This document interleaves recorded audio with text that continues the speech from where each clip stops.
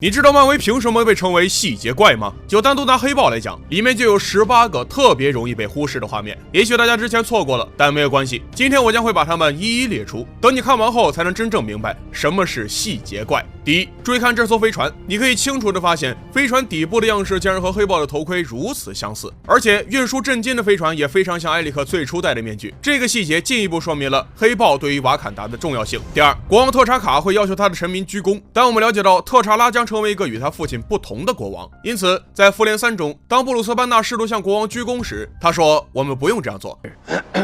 What are you doing?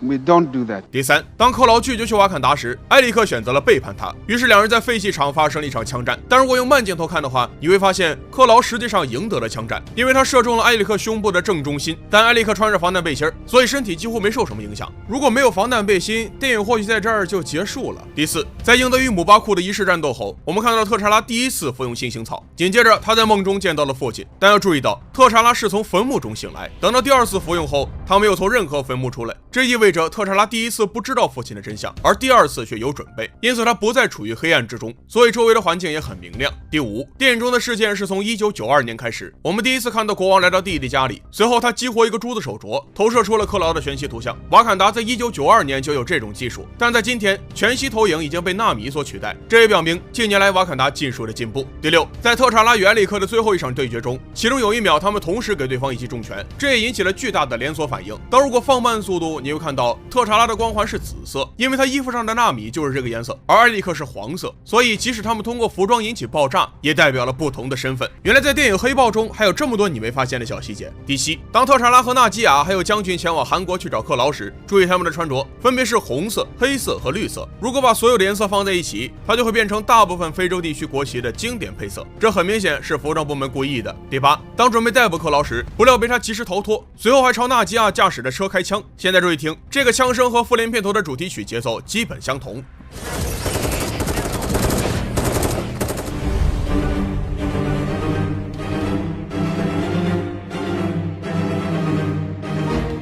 第九，当抓住克劳时，探员在密封的环境中向他审问，但特查拉仍能听到室内沟通的声音，因为他们在探员的肩膀上安装了窃听装置。我们作为观众，直到摄像机对准了监听设备才知道这一点。但如果你看了前面的场景并仔细听，就可以发现特查拉在放设备时会有一点点的噪音。I do appreciate your help. 第10，埃里克曾经带着他父亲的戒指在脖子上，但等他一登上王位，就开始把戒指戴在右手，就像特查拉一样。第11，当埃里克最终坐上王位时，他说瓦坎达将成为日不落帝国。The sun will never set on the Wakandan Empire.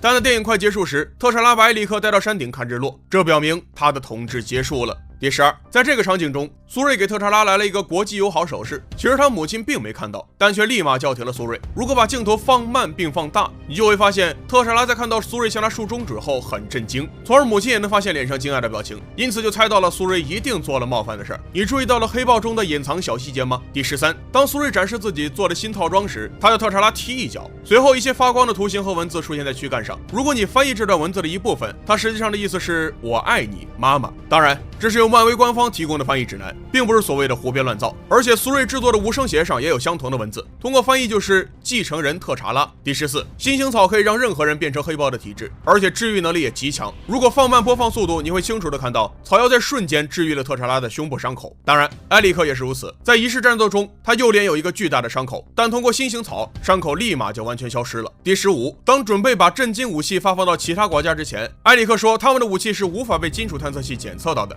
Look at this. A handheld sonic cannon, powerful enough to stop a tank.